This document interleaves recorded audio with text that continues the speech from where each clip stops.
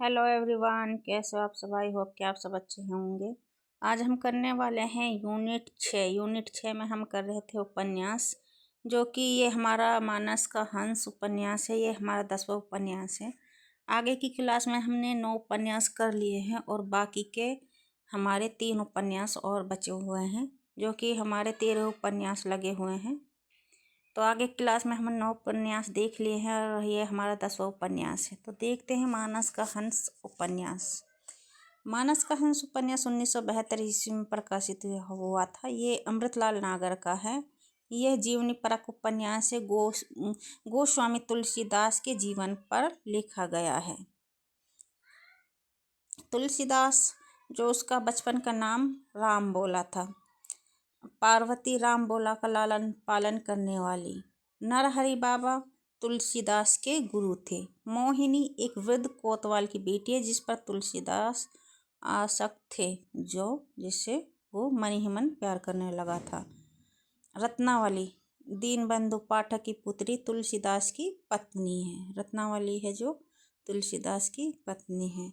अन्य पात्र हैं टोडर, जयराम शाह, गंगाराम, कैलाश, मेघा भगत, गंगेश्वर है, तारापति, रामकली, रामू द्विवेदी है, संत बेनी माधव है, वेदेही वल्लभ है, रविदत्त है, बटेश्वर दत्त है, मैना कहारानी है, कहारिन बकरीदी है, बकरीदी कक्का है, राजा रजिया है जो पंडित गणपति उपाध्याय है, बूढ़ा रमजानी, हुलसिया, पंडित आत्माराम, शिव दिन दुबे। ये उपन्यास लिखना अमृत जी ने 4 जून 1971 ईस्वी में अयोध्या से आरंभ किया और मार्च 1972 ईस्वी में लखनऊ में पूरा किया था। इसे लिखने में उन्होंने निम्न ग्रंथों की सहायता ली।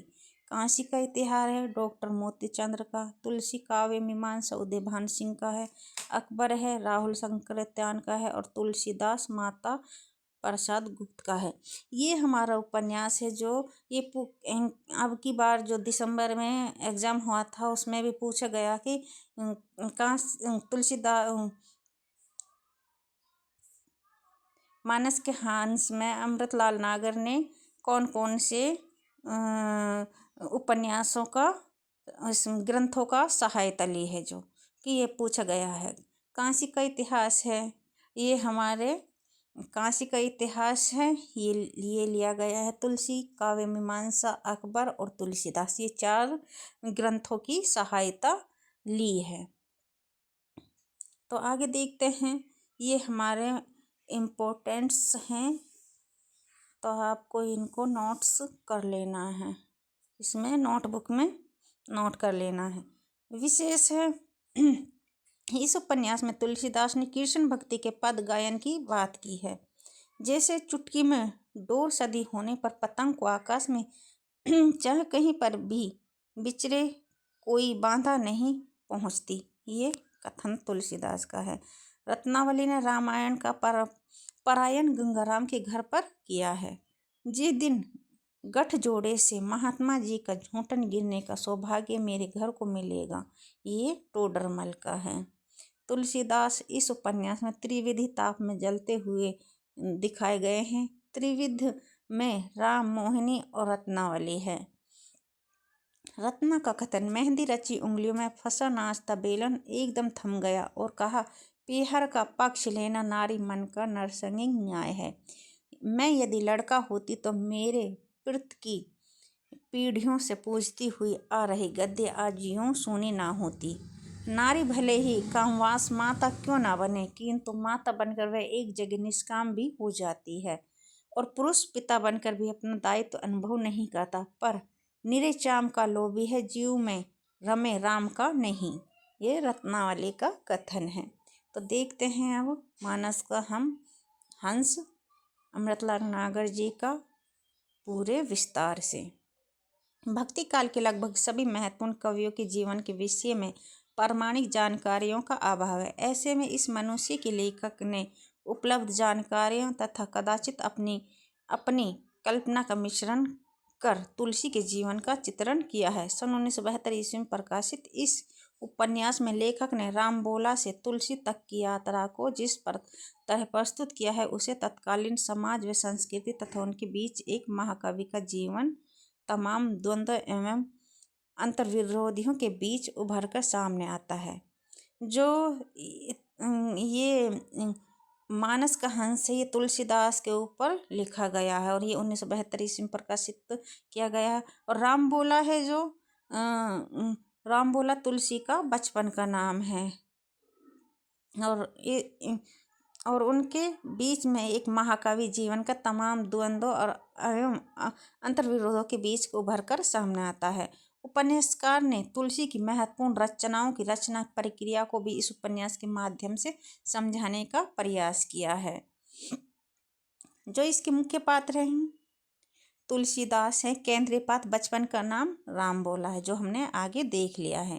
तुलसी है, जो तुलसी को जन्म देने वाली माँ है। पार्वती तुलसी का लालन पालन करने वाली महिला है। नरहरि बाबा है, जो तुलसी के गुरु व अभिभावक है।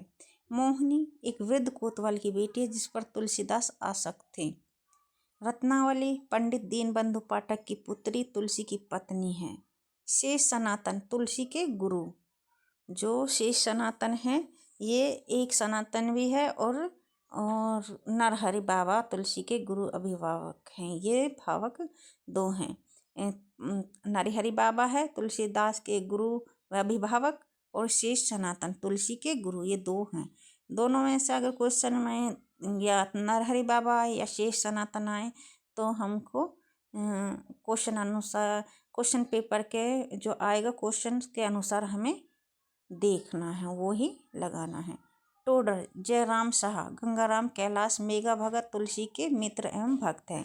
गंगेश्वर तुलसी के साले तारापति, तुलसी का पुत्र रामकली तुलसी की सेविका, राम द्विवेदी व संत बेनीमाधव दास है। तुलसी के शिष्य हैं बेदी वल्लभ रविदत्त पटेश्वर दत्त। तुलसी के से ईर्ष्या करने वाले लोग मैना का हरिन बकरीदी कक्का। गौण पात्र है नंदा से दीनबंधु पाठक है, हुमायूं है, अकबर है, जहांगीर है, शेरशाह है, हेमचंद्र है, रहीम है, आत्माराम है, मधुसूदन है, सरस्वती है, मुनिया है, गोदिया है, छबीली है, चम्मो है, सहुआइन है, राजकुंवरी है, खतरानी है, रामू की सास है, आई गुरु की पत्नी है, श्यामो की बुआ है, मोहिनी की अम्मा, गंगेश्वर की पत्नी है, राजा भगत है, रामदत्त है, शिवदिन है, सुदर्शन है, अहमद खां है, अब्दुल बेग है, गंगानूर है, मदगची बेग है, रघुमल उस्मान का, बटुक प्रसाद, पुत्तन पंडित,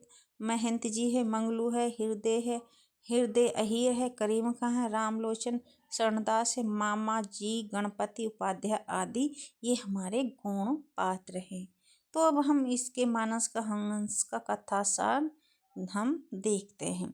मानस का हंस उपन्यास की कथा कुल 31 अंकों में विभाजित है। ये हमारे लिए इम्पोर्टेंट लाइन है। कितने कथा कुल है अंकों में?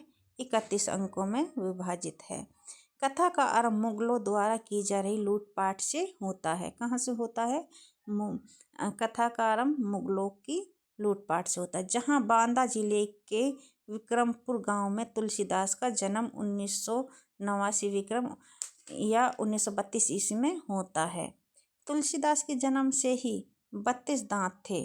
तुलसीदास के जन्म से ही 32 दांत थे और जन्म लेते ही मुख से राम राम बोलने लगे थे, इसलिए इनका राम बोला रखा गया। क्या नाम रखा गया था? राम बोला। इसके मुख से क्या निकला? राम राम बोलने लगे थे। इनके पिता आत्माराम दुबे थे। क्या नाम था? आत्माराम दुबे, जो एक प्रसिद्ध ज्योतिषी थे। इनकी माता का नाम हुलसी था, जो इनको जन्म देते ही इस संसार को छोड़ गए थे, जिस कारण इनके पिता ने अशुभ मानकर इनको अपनी दासी मुनिया की सास को दे दिया। राम बोला उन्हें पार्वती अम्मा कहता था। कुछ दिनों बाद पार्वती अम्मा का भी स्वर्गवास हो गया। फिर ये भटकते सूकर क्षेत्र गोंडा पहुंच गए। वहां इन्हें साधु नरहरिदास मिले। उन्होंने इनका संस्कार करवाया और जो ही उन्होंने श्री राम की मूर्ति के आगे प्रणाम करने के लिए सिर झुकाया, तो ही एक तुलसी का पत्ता इनके सर पर आ गिरा। तभी नरहरिदास ने इनका नाम तुलसीदास रख दिया था। किसने रखा था तुलसीदास का नाम? नरहरिदास, जो तुलसीदास के गुरु थे। फिर तुलसीदास काशी चले गए। कहाँ चले गए थे? काशी चले गए, जहाँ उन्होंने श्री सनातन नामक विद्वान से शिक्षा प्राप्त की थी। किससे की थी? श्री सनातन नामक विद्वान से शिक्षा प्राप्त की थी। और वहीं उन्होंने हनुमान चालीसा की रचना की। कुछ ही दिनों में तुलसीदास प्रसिद्ध कथावाचक हो गए। आगे देखते हैं, तुलसीदास वापस अपने गांव विक्रमपुर जाकर कथा करने लगे। एक बार तुलसीदास की लोकप्रियता को जानकर पंडित दीनबंधु पाठक नामक विद्वान ने तुलसीदास को अपने गांव में कथा कहने के लिए बुलाया। तुलसीदास उन्हीं के घर पर रुके थे, जहां इन्हें उनकी पुत्री रत्नावली से प्रेम हो जाता है। बाद में उन्हीं से इनका विवाह होता है। तुलसीदास विवाह के बाद पुनः बनारस आ जाते हैं। विवाह के बाद कहाँ जाते हैं? बनारस आ जाते हैं। एक दिन बारिश में भीगकर तुलसी सांप के सहारे पत्नी से मिलने ससुराल की छत पर पहुंच जाते हैं। किसको भीगकर? वहां पर किससे पहुंचते हैं? तुलसीदास सांप के सहारे से। जो नदी पार करते हैं तो वहां पे सांप होता है, तो तुलसी ससुराल की छत पर पहुंच जाते हैं, जहां पत्नी के दूध का आने पर इनके मन में वैराग्य आ जाता है और ये सब कुछ छोड़कर चित्रकूट चले जाते हैं। कहाँ चले जाते हैं? जब इसकी पत्नी से झगड़ा हो जाता है तो चित्रकूट चले जाते हैं। वहाँ इन्हें पता चलता है कि इनका पुत्र, जिसका नाम तारापति था, उसकी मृत्यु हो गई है। फिर भी ये घर वापस नहीं आते। सीता माँ की प्रेरणा से तुलसीदास अयोध्या आ जाते हैं, जहाँ वो रामचरितमानस की रचना करना शुरू करते हैं। कहाँ पर? सीता की माँ की प्रेरणा से तुलसीदास कहाँ आते हैं? अयोध्या आते हैं। अयोध्या किसकी रचना करते हैं? रामचरितमानस की शुरुआत करते हैं। लेकिन वहाँ भी बढ़ती लोकप्रियता से द्वेष के कारण इन्हें पुनः बनारस आना पड़ा, जहाँ इनके मित्र गंगाराम और टोडरमल इनके रहने की स्थायी व्यवस्था करा देते हैं। काशी में इनके विरोधों के बावजूद इन्होंने 2 वर्ष 7 महीना 26 दिन में रामचरितमानस पूरा किया था। कितने दिन में किया था? 2 वर्ष 7 महीना और 26 दिन में इसको रामचरितमानस की रचना को पूरा किया। तभी उनके मित्र रहीम उनसे राजश्री ग्रहण करने की बात करते हैं, लेकिन तुलसीदास अस्वीकार करते हैं। तभी काशी में भयानक महामारी फैलती है, जिससे तुलसीदास लोगों को बचाने का प्रयास करते हैं। इसी समय वो कवितावली की रचना करते हैं। किसकी करते हैं? कवितावली की, जिसमें कलिकाल का वर्णन करते हैं। अपने बाहु रोग की पीड़ा को दूर करने के लिए वो हनुमान बाहु की रचना करते हैं। किसकी रचना करते हैं? हनुमान बाहु की रचना करते हैं। अंत में वे गंभीर रूप से बीमार हो जाते हैं और अपने शिष्य राम, बेनी माधव दास, कैलाश दास आदि के बीच 1680 विक्रम जो 1623 ईस्वी को सदा के लिए राम में विलीन हो जाते हैं। इसके प्रमुख उदाहरण हैं, गत वर्ष अपने चिरंजीवी भतीजों संसरत्न के पुत्र के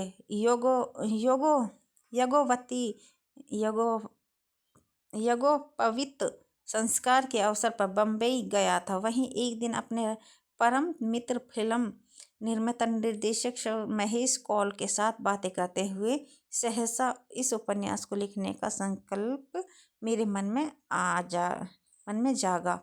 ये आमुख से है। यह सच है कि गोसाई जी की सही जीवन कथा नहीं मिलती। यूँ कहने को तो रघुबर दास, बेणी माधव दास, कृष्ण दत्त मिश्र, अविनाश राय और संत तुलसी साहब के लिखे गोसाई जी के 5 जीवन चरित्र है, किंतु विद्वानों के मत अनुसार वे प्रामाणिक नहीं माने जा सकते। ये भी आमुख से है। कवितावली, हनुमान बाहुक और विनय पत्रिका आदि रचनाओं में तुलसी के संघर्ष भरे जीवन की ऐसी झलक मिलती है कि जिसे नज़रअंदाज नहीं किया जा सकता। कौन कौन सी रचनाएं हैं जो तुलसी के संघर्ष पर जीवन की ऐसी झलक मिलती है? कवितावली है, हनुमान बाहुक है और विनय पत्रिकाएं हैं। ये इम्पोर्टेंट्स हैं। खैर, तभी यह भी जाना कि रामलीला कराने से पहले गोसाई जी ने बनारस में नागन थैलिया लीला, प्रहलाद लीला और ध्रुव लीलाएं भी कराई थी। इनमें ध्रुव लीला को छोड़कर बाकी लीलाएं आज तक बराबर होती हैं। ये तीनों लीलाएं किशोरों और युवकों से संबंधित है। ये भी अमुक से है।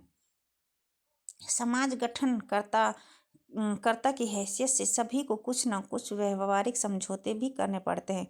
तुलसी और हमारे समय में गांधी जी ने भी श्रेमियों से कुछ समझौते किए, पर उनके बावजूद इनका जनवादी दृष्टिकोण स्पष्ट है। तुलसी ने वर्णाश्रम धर्म का पोषण भले ही किया हो, पर संस्कारहीन कुकर्मी ब्राह्मण क्षेत्रीय आदि को लथाड़ने में वे किसी से पीछे नहीं रहे। तुलसी का जीवन संघर्ष, विद्रोह और समर्पण भरा है। इस दृष्टि से वह अब भी प्रेरणादायक है। ये भी आमुख से है। इस उपन्यास को लिखने से पहले मैंने कवितावली और विनय पत्रिका को खास तौर से पढ़ा है। विनय पत्रिका में तुलसी के अंत्य संघर्ष के ऐसे अनमोल क्षण सजोए हुए हैं कि उसके अनुसार ही तुलसी के व्यक्ति का ढांचा खड़ा करना मुझे श्रेयस्कर लगा। रामचरितमानस की पृष्ठभूमि में मानसकार की मनोछवि निहारने में भी मुझे पत्रिका के तुलसी ही से सहायता मिली।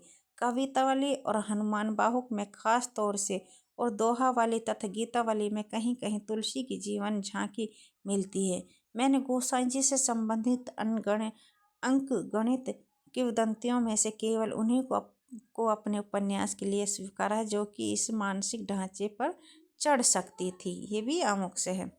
तुलसी के जन्म स्थान तथा सूकर खेत बनाम सौरव विवाद में दखलंदाजी करने की शुरुआत करने की नियत न रखते हुए भी किस्सागाहों की हैसियत से मुझे इन बातों के संबंध में अपने मन का ऊंट किसी करवट बैठाना ही था।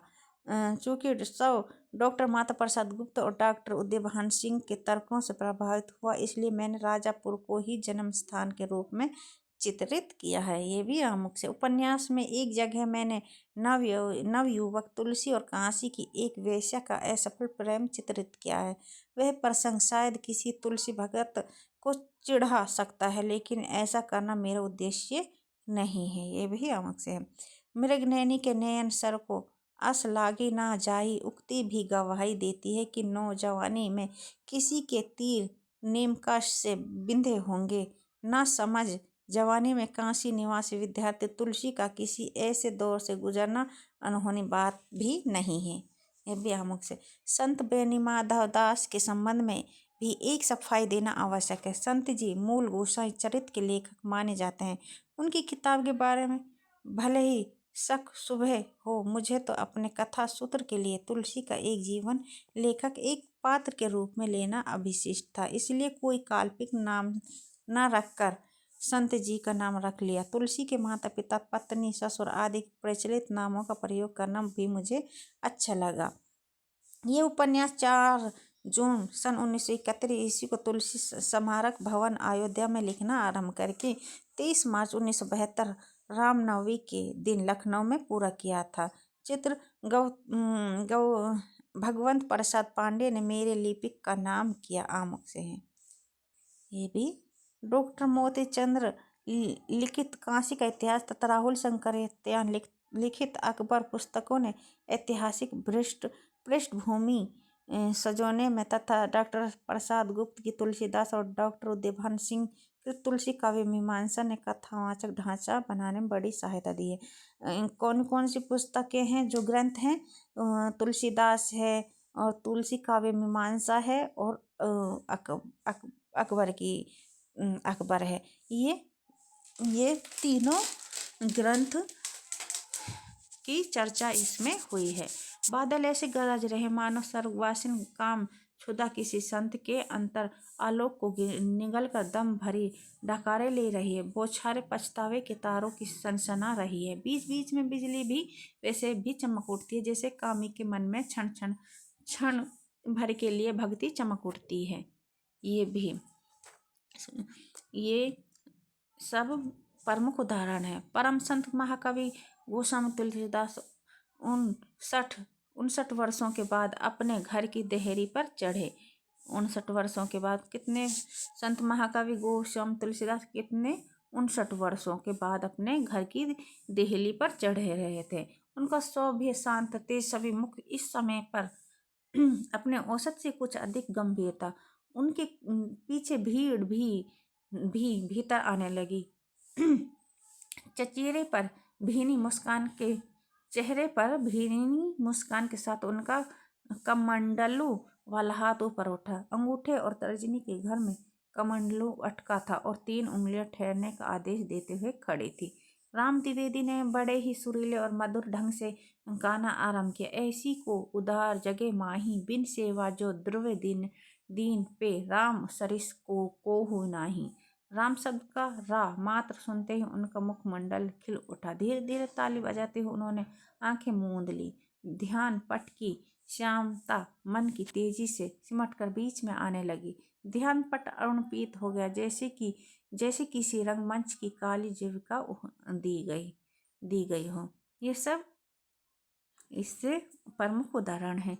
ये पार्वती कुलवधू से पार्वती बोलती है, हाँ जब पाला है तो चाहे समझो बाकी ब्राह्मण पंडित का पूत है। इसके जन्मते ही इसकी महतारी मर गई। बाप बड़े ज्योतिषी रहे तो पत्रा विचार के बोली कि इस घर के निकालो, यहाँ रहेगा तो सबका जीव लगेगा। हमारी पौत हो उनके हिया टहल करती रही तो वह हमें दे गई। हम कहाँ की हमें मर जिए की चिंता नहीं, अभागी वैसे ही पाल देंगे। बुढ़ापा काटने का एक बहाना मिल गया है। ये पार्वती जो तुलसीदास को पालती है वो कुलवधू से कहती है। शिशु भिक्षु राम बोला फिर एक द्वार पर गा रहा था, हम भगतन के भगत हमारे, सुन अर्जुन प्रतिज्ञा मेरी, यह व्रत रत न टारे, टरत न टारे, टरत न टारे, टारे रे रे। हम छोटे से रहे तो हमारा सिर बहुत पिराता था। पार्वती अम्मा ऐसे ही दबाती थी। वह अमृतसर आज फिर पाया। राम तुम्हारा भला करे। हमारी पार्वती अम्मा साक्षात पार्वती जी रही। उनकी बड़ी याद आती है बाबा भगत से। ये बाबा नरहरिदास बाबा बोलते हैं। ये इसके प्रमुख उदाहरण हैं जो कि हमारे मानस के हंस से ये प्रमुख उदाहरण लिए गए हैं, जो कि हम कुछ इम्पोर्टेंस और इसमें देख ले। दूसरे दिन घर में तेज बुखार फैल गया था। नगर के छोटे बड़े किसी भी वैद्य हकीम को दम मारने का अवकाश नहीं था। गिरजादत्त वैद्य की बैठक और चबूतरे में भीड़ जमा थी। एक कह रहा था, ये तो भगवान का कोप भैया है भैया। दूसरा बोला, पंडित गंगाराम ज्योतिषी हमारे लाला से कहते रहे भरो कि ये रुद्र बीसी पड़ी है, जो ना हुई जाए सो थोड़ा। तीसरे ने कुछ सोच भरी मुद्रा में कहा, भाई हमने तो इन 2-3 दिनों में यह आजमाया है कि जिस घर में चूहे मरते हैं उसी घर में ये जानलेवा जर आता है। हमारे पड़ोस में एक बुढ़िया, उसकी बहुरिया और पोते पोती चारों के चारों पड़े हैं। चारों की वाहन में गिल्टियाँ निकली हैं भाई है। हमसे बेचारी का दुख ना देखा गया सो दवा लेवे आए हैं। यहाँ तो पानी देने वाला भी कोई नहीं है। पहले ना चिंतित दुखी स्वर में कहा, हमारी घर में से बुखार में पड़ी है। अब हम भी जाने किस दिन पड़ जाएं, कौन ठिकाना। शमशानों की ओर लाशें जा रही हैं, किसी के मुंह से बोल नहीं निकलता। किसी भी गली में घुसो, 2-4 घरों से आती रोने चिल्लाने की आवाज़ें सुनने वाले के कलेजे पर आर्य चलाए बिना नहीं रहती। तुलसीदास रात के समय अकेले उदास गलियों से गुजरे हुए किए जा रहे हैं। राम उन्हें जल्दी जल्दी धरती पर कोने में पहले ही से रखा हुआ गोबर उठाकर लीपा। गोस्वामी जी धरती पर लिए गए तुलसी दल, सोना और गंगा जल के उनके घघराते कंठ में डाला गया। सब लोग मौन होकर उन्हीं की ओर दृष्टि लगाए बैठे थे। गली की घबराहट में भी मानो राम शब्द की गूंज रहा था। आंखें एकाएक खुल गई। सबके चेहरों को देखा। दीवार पर अंकित हनुमान और सियाराम के चित्रों की ओर देखा। देखते ही रह गए। बाहर ऐसी बिजली चमकी कि उसकी कौन भीतर तक आ पहुंची। पानी जोर से बरस रहा था, सबकी आंखें भी वैसा ही बरसा रही थी। श्री रामनवमी पुरस्कार, ये 23 मार्च 1972 ईस्वी रात्रि 9:30 बजे। ये हमारा मानस का हंस हमने पढ़ लिया है, जो कि यूनिट 6 उपन्यास में अमृतलाल नागर जी का लगा हुआ है।